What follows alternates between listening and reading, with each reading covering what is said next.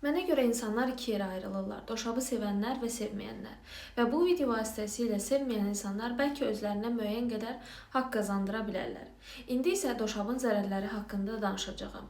Ümumiyyətlə, doşab adı altında tanıdığımız maddə yapışqan, qatı, şipşirin olan bir maddədir ki, hansı ki, müxtəlif meyvələrin, məsələn, tutdur, üzümdür ya da xurmadır, bunların yüksək temperaturda saatlarla şirələrinin qaynadılması nəticəsində ortaya çıxır və insanlar arasında uzun illərdir yaranmış inanca görə bu maddə boğazda, məsələn, öskürək zamanı öskürəyə yaxşı gəlir, immun sistemi artırır, güc verir və həmçinin də dəmir çatışmazlığında müəyyən qədər rol oynayır.